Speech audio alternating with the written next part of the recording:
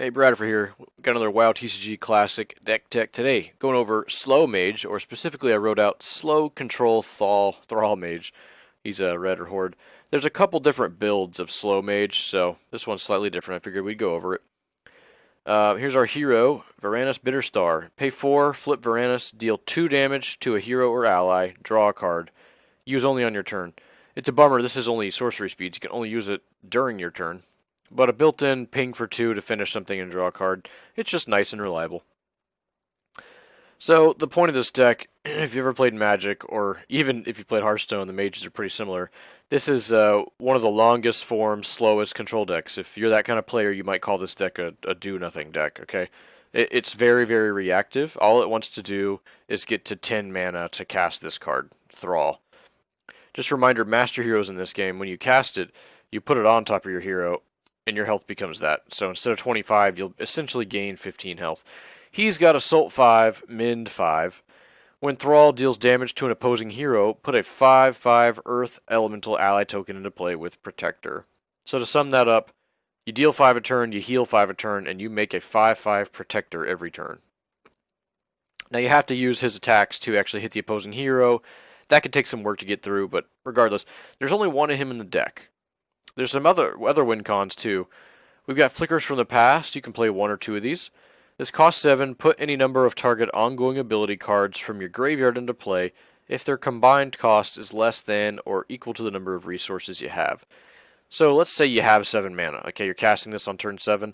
It lets you bring things back, like you can get a Blizzard back, and you can get a Cinnamon Roll to heal, and you can grab a Spell Suppression to silence something, or another counter spell to prep. Something like that. You basically get a lot of survivability out of the card. And usually it also gives you additional card draw as well. And we have ways to cycle and get this card back so we can keep drawing it, casting it, and then casting other spells that have much more card advantage and survivability attached to it. So anyways, we're probably going to play 1 or 2 of these. This doesn't even win us the game. It just continues to stall. Next up is Voidfire Wand. This is a 4 cost equipment. Costs 1 to strike with every time. The bottom right, the black, is the strike cost, and it also does 1 damage. When combat damage is dealt with Voidfire Wand to a hero, the next time that hero's controller would draw a card, they skip drawing it instead. That's super powerful. So the win con here is you get this into play, probably like turn 5 or later, so you can play it and swing in the same turn. And you need to use this to hit their hero, so try not to use this to take creatures out. You really need to focus on hitting their hero with it. And if you do, they skip drawing their card. So you can just do this every turn to prevent them from drawing a card ever again. It's not the most fun way to lose a game if you're on the other end of this, but you know what? It's really effective. If you spend your first couple turns just countering and killing whatever they play and they don't have much in their hand, you just start Voidfire Wanding and they never get to draw ever again. You can actually kill people by doing 1 damage a turn. But usually they lose from the concede option because no one wants to play through 25 turns of this and counter spells. So this is a nice early win condition that sometimes is not relevant at all. Like sometimes you just wish this was a removal spell or a counter spell, but sometimes you're really glad just to have a win condition that can come into play so early. Okay, now we go into survival. This long row here is pretty much our interaction with creatures. 4 blizzards. At the start of your opponent's turn, your hero deals 1 frost damage to every hero and ally in that opponent's party. Character dealt damage this way cannot attack this turn. When a card leaves your hand, destroy blizzard. So the weakness of Blizzard is that you can't cast anything, and also if you get anything discarded out of your hand, you will lose it. But you can just put Blizzard down, and for 2 or 3 turns, can't really be attacked, unless your opponent plays something with Ferocity or didn't take damage. But Blizzard's just a staple spell. It's going to continue to be super powerful. And again, it's an ongoing ability that we can fetch back with Flickers. That's super powerful that you can keep redrawing these Blizzards 2 or 3 or 4 times throughout the game just from a single Blizzard. The more the scarier. I'm running 2 of these. You pay X, deal X fire damage to each of X target allies. I really don't even know if this card's good anymore. It's not good versus the Aberration allies deck. It does nothing to a lot of their allies. Sometimes you need this versus the Demon Tyrus decks, but their guys are usually like 5/5s by the time that you're having to deal with them. So this is a card that we can certainly sideboard out, or maybe just needs to be replaced altogether. But so it's just a board wipe. Glyphtrace Ritual Knife. This is an interesting one. It's a 4-cost equipment. Ignore the strike and the attack cost. You'll never be using it for that. It has, at the start of your turn, you may pay for and destroy this weapon. If you do, destroy all abilities, allies, and equipment.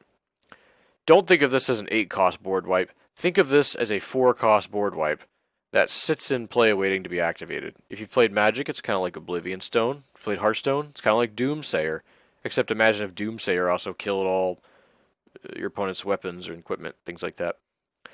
You can play this when your opponent has maybe one significant card in play, and you can just sit it and play. And your opponent knows any time that they decide to play an extra powerful card, you're just going to pop this at the start of your turn and destroy them both. This card plays mind games on your opponent, and it's hard to play around. And on your side of the board, you have almost no permanents you're going to keep in play. No permanents that are non-resources. Again, the goal of this deck is just to really do nothing until you can get one of your win cons into play. This card is exceedingly good at that. A lot of people have never seen it. They don't understand. Like, oh gosh, I just overcommitted already. This is a good way to get around Aberration. It's just slow. Next up is Daedak. I'm running 3 of him in the main board, 1 in the side. Daedak the Graveborne is a 4-cost ally, 4 attack, 3 health. He has Eternal and Protector. Eternal means when it dies, not removed from the game, but when it's destroyed, you shuffle it into your deck immediately. And it's got Protector, so he's a good little defensive creature. When this ally is destroyed, your hero deals 1 shadow damage to target opposing hero for each resource you control. Then your hero heals 1 damage from itself for each damage dealt this way. So if you have this guy out, and it's like turn 6, you have 6 resources, your opponent swings in, you get to probably trade with one of his creatures, and then shoot his hero for 6, and you heal 6. It's a really powerful swing, really helps keep you in the game. Now, if they have armor, they would prevent some of that damage, and you'd only get to heal for however much damage they didn't prevent. That can kind of be a downfall, but if your opponent's playing armor all game, then you've been okay with that, I think. So he's just a great stall card. You can also use him as a win condition. Just punch in for 4 a couple times in a row. Play your own Glyphtrace knife, or you can even board wipe your own guys off just to burn your opponent out. We only have 2 of these. This is Invisibility. Cost 3, instant. Your hero is elusive and untargetable this turn, so this is kind of like a fog from Magic. You just take no damage from attacks this turn. You're also untargetable, which makes you immune to discard effects if your opponent targeted you with that, or burn spells or something like that. The bottom part's actually very relevant in this deck. Opposing heroes and allies lose and can't have elusive or untargetable. So this thing does get to sit in play, and it does get to sit there. And there's a couple decks in the format that have a couple annoying elusive or untargetable creatures that decks like yours that are control decks, you have to find a way to deal with those, otherwise they will kill you. This is just another way to do that. As well as it's got several purposes in the deck. It costs only 3. You can discard it or it can get destroyed, and you can bring it back later with flickers in case their deck is all about elusive and untargetable. So it's fine. It doesn't have a great place, but sometimes you just need some answers or an instant stall for the turn. Conjured Cinnamon Roll. We're only running 2. Some decks run 3. It's funny art, huh? You pay 2. This ability comes into play. It's ongoing. You can pay 1, destroy the Cinnamon Roll, and you heal 1 for every one of your resources. So it's kind of like Daedak. It gets better as long as the game goes on. You can also pay 1 to give another player your Cinnamon Roll. This is more of a rating thing, which is interesting that they added it. Oh, can you see that gnome's feet? Oh, man. Never noticed that. Really, what we should be saying ew to is the size of the Cinnamon Roll. It gets enormous. Anyways, there's only 2 of these in the deck. This just helps you survive. And when you flickers it back later, it's only 2 of the 7 mana, or however, if you have 10 mana and you cast flickers, this is a pretty easy include. You just put it into play. Sure, I'll heal like 8 or 9 or whatever. It really removes any chance that your opponents have to win when you're still sitting at like 20 health. This card, sometimes you just need heals, and this is a way for a blue deck or a mage deck to just start healing. Can you imagine if mages could heal at Hearthstone? Well, they can in this game. Eye of the Storm. Just all card, we've seen this before. When you play a card out of counter, tap this, remove 4 counters, exhaust up to 4 heroes or allies. This kind of functions as a fog for the turn. Really good against instant speed decks that have ferocity as well, which Blizzard does not take care of. This is our counter spells in our removal suite, and the name of the deck is Slow. Let's also look at this card called Slow. It's funny that it's called Slow, because the deck plays quite slow. Slow. Attach a target hero. Attached hero's controller can't play more than one card per turn. Once this is in play on them, they're doomed for one card a turn, which means they're either playing at such a slow pace that you don't care because their cards aren't that impactful, or if you hit them with a board wipe or blizzard, it's just going to sit them stalling for a long time. They will continue to play slowly because they're ineffective. The other thing slow does is it just locks your opponent out of the game if you have counter spells. This is very much the do nothing blue black style removal and counter spells deck. We have 4 Fizzles, interrupt target ability with cost 3 or less. This is good versus discard and removal in any deck that's ability heavy. Taste of Arcana, similar to Magic's Daze. This can interrupt any card. You target their hero, shoot them for 1, and they have to pay 1 extra resource. Usually they don't have that, or they have to learn to play around this the entire game, which again slows their game down even more. Nether Fracture, just pay 3, interrupt anything except a master hero. This is a nice solid standard. It's similar to Counterspell for Magic. It just counters anything except master heroes. And we've also got 2 Mystic Denials. If you've never seen this card, oh boy. Cost 5, it's instant. It interrupts target card when it casts from your hand. And then ongoing, if your opponent plays a card, you do destroy Mystic Denial, and then you interrupt that card. As far as I know, you don't get a choice, so they can just play like a crappy 1-drop spell, and you have to interrupt it with Mystic Denial. This card's powerful because it interrupts anything. You can interrupt Master Heroes, and the fact that it's ongoing means you can flickers it back later, and then it gets to sit and play. If you've ever been on the receiving end of this, if you have a slow on you, and your opponent's countering everything you do once per turn, and then they play a Mystic Denial, so they counter what you do this turn, and they counter what you do next turn as well. This is a really powerful card with slow. This deck runs a lot of 2 and 3 and 2 and 2-ofs. The reason for that is because we have decent card draw, and our goal is to make the game go long, so we don't really want to see 4 of every card in the deck. Certain cards are just too expensive. We're almost guaranteed to see 1 or 2 throughout the course of the game, so if we lower that down to 2, hopefully we'll just see 1 or 2 instead. Also got 4 Spell Suppressions. This is just a silence you can attach to anything except Master Heroes, which the game's pretty much over, whoever lands the first Master Hero. This is a good way to get rid of abilities and equipment. It does not get rid of equipment's armor or attack values, so if your opponent's hitting you with a weapon, this really won't do much against that. But it's an extremely cheap and efficient way to deal with a lot of the powerful text in the game. Seeds of Demise, this is interesting. This card, if you play Magic, is the same as pay 0, scry 2. That's what it does. So let's read it. It's pay 0, delve is look at the top 2 cards of your deck, put any number of them on top of your deck in any order, and the rest on the bottom. So you can choose to put them on the top, on the bottom, or both, one on top and one on the bottom. This helps you dig for free. I know it seems weird to have this in a deck like this. We only have 3. You could definitely adjust this number. But sometimes you don't really need raw card draw. You just need the ability to continue to dig through your deck. Like if you really need a board wiper, any of these survival cards, you can just pay 0, flip. Those aren't the right cards I'm looking for. Then you can cast your draw spell and might get you just a little bit closer.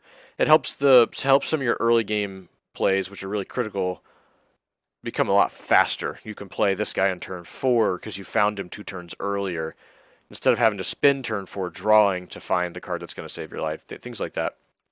The rest of the quest base and the draw cards, we've got Solanian's Belongings. This is pretty much a Blood Elf thing, and yes, we are a Blood Elf. It's pay 4, reward, choose an ability card from your graveyard, put it on top of your deck. If your hero's a Blood Elf, you can also draw that card. So it's put an ability card from your graveyard on top of your deck and then draw it. It seems expensive. It's pay 4, you only get 1 card out of it. Well, you get any ability card. So you can use this card to continue to trigger flickers, and you can redraw flickers over and over again. And flickers can redraw you Conjured Cinnamon Roll and Blizzard and a Mystic Denial and a Spell Suppression. There's so much it can do. Flickers also brings back slow. I know that's obvious, but sometimes your opponent had to fight his way out of it and just barely got rid of slow. Then you just go, okay, and he flickers back a slow. Especially if you have like 8 mana and you cast your flickers with 1 Fizzle left of it. This really increases the options you have in the deck. It's expensive and it's slow, but this deck can deal with that. It's got the tools. It's got other cards that are way more efficient. This is just super powerful. Zapped Giants. We have 4 of these. Pay 2 to complete this quest. Reveal the top 3 cards of your deck. Put an ability card into your hand and the rest on the bottom. This finds you what you need most of the time. Unless you're looking for specifically this equipment, this master hero, or this other win con condition. Dodges this creature as well. But for the most part, it's going to find you a way to help you survive for the next turn or two.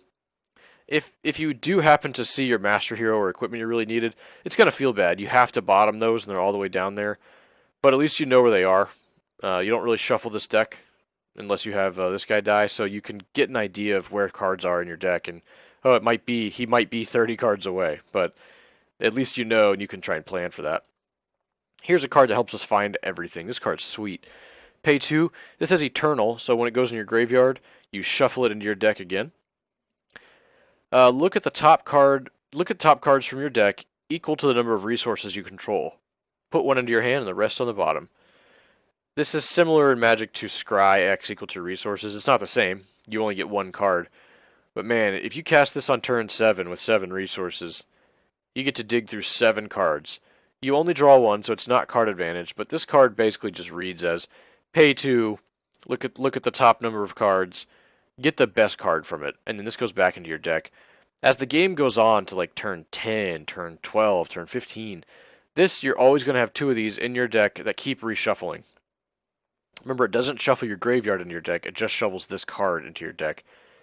So you will constantly find a way to use this. It only costs 2, so I know it doesn't lead to card advantage, but it's sweet because you can just use it to help find whatever answer or win condition you need. And as your deck continues to get thinner, this just keeps getting closer and closer to your win cons. You can even use this to find the other copy of this sometimes, and just bin the other cards to the bottom. Mana Agate. Simple. Pay 2, sits in play with ongoing. Pay 1, sacrifice it, and draw 2 cards. You could probably have Mana Sapphires. They're simply a better card. They draw you way more cards. But this deck needs cheap ways to draw cards early on, and then a cheap card that you can get back with flickers later on in the game. Usually you want to split like 2 of these between the Sapphire card, the Mana Sapphire, which is I'm talking about Mana Sapphire. This is the card. Pay 3, then it sits in play. You can pay X, which is 5 or less, and draw X cards. So typically you play this turn 3, well, more of a late game card. You will want to try and sack for X and draw 5 out of it. Huge card advantage from one card. It can really win you games on its own. It's just a lot slower. Mana Agate, 3 mana to draw 2. It's like Divination from Magic. Very simple. There's Arcane Intellect, I think Mage has in Hearthstone. So it's just like classic, kind of simple card draw. One of the reasons I like this card is because it only costs 2. You can play this on turn 2, or you can play this on turn 4 and leave counter magic up. Mana Sapphire, you don't really get the opportunity to play this until turn 4 or 5 when you can leave up significant counter magic. And then it takes an entire turn to basically draw a bunch of cards. I mean, it's super powerful, but this deck wants a little more efficient options. And if you tweak this deck, I would recommend something like maybe 2 of these, or 3 Mana Agates, 1 Sapphire, and then these boundless magics are going to continue to find you the cards you need where you have other sources of card advantage. But for now, the deck had 4 of these in it. Let's go over the sideboard. 1 more Daedak for the creature matchups. He's a 4/3, so he'll almost always end up killing something by protecting, and the fact that he heals for so much. This is a good card versus the Aberration matchup. It doesn't matter. You're not trying to remove their creatures. With spells, you're just trying to survive, and he'll usually kill one. I made the sideboard up. I don't know, it's pretty random. It's not great, but I made it pretty fast.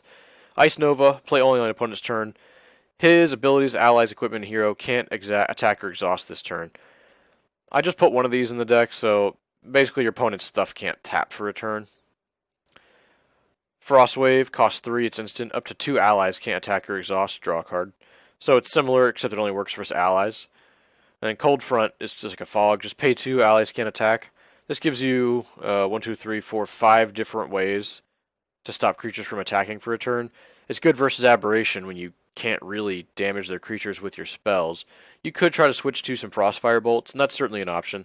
But I put this together quickly just to give us an idea. So these are 5 anti-creature or anti-aggro cards, and 1 more, so 6 with the ally. So we have 6 for the aggro matchup, and then 4 for everything else. And we have 2 more of this. This is a board wipe. This could also work in the creature matchup, so that's more like 8 cards we could slot in if we really wanted to. And the cards you take out would be things like slow. It itself is too slow to use in an aggro matchup. If it's the Aberration, you take this card out, you'll never be able to kill very much with it. Blizzard doesn't really stop that much. There's a lot of cards that seemingly are good against aggro, but aren't good against specific versions of aggro, and that's WoW TCG for you. This card's also great against ability and equipment decks, so having access to 4 of these, plus card draw, plus this card that can just keep searching for the same pieces of removal, that's going to be really powerful versus those decks. They're going to have a hard time beating this card. And Miniature Voodoo Mask. We only have 2 of these. Some people would say you might want to run more. This card's fantastic. As it comes into play, you name an ability or an equipment with cost 3 or less. Opposing cards in play with that name lose and can't have powers. This card's biggest thing it can do is in the mirror against other people who play Miniature Voodoo Mask. If you're able to land your Miniature Voodoo Mask targeting their Miniature Voodoo Masks, all 4 of them in their deck will become useless. All 4 of them will become useless. And yours will continue to have effects, so you can use yours to do things like turn off the enemy slow, turn off enemy Mana Agate or Sapphires, turn off Spell Suppressions, turn off Blizzards so they never do anything ever again. It only works with cards that cost 3 or less, so you couldn't do anything against cards like Voidfire Wand or Mystic Denial. But that's okay. It's cheap, it's super cheap, and it interacts with the ability equipment decks quite well. Especially if you expect your opponent to bring in the Voodoo Mask, you better have... Well, you might just want to up it to like 4 of these in general. But you already have Spell Suppression, which you can just Spell Suppression your opponent's Voodoo Mask, which is on your Voodoo Masks, which will get rid of the text, and then you can play your Voodoo Mask while theirs is in play, but it's silenced and target all theirs.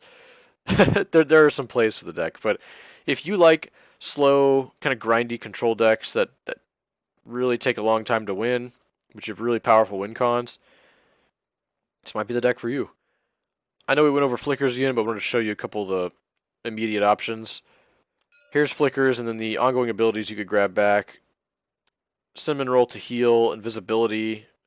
You never get the top part. That part only happens when you're like casting the card again, and we are not casting it. So you won't be elusive for the turn, but you will be able to stop opposing or enemies that have elusive or untargetable, which might be a big deal for you.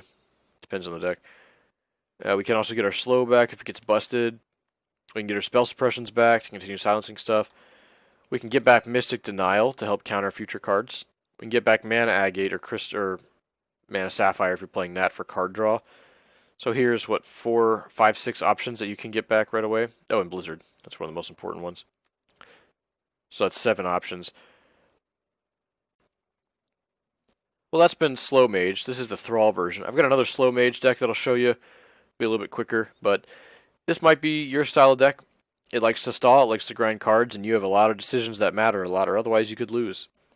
Cards like Voidfire Wand, Flickers from the Past, you can go up or down the numbers from these. Same with Glyphtrace Ritual. Voidfire Wand is not a fun way to lose the game, but anything that takes like 15 turns to win is usually not real fun. Typically your opponent will just concede if they see the writings on the wall, and that's just how the deck plays out. Hope you enjoyed this.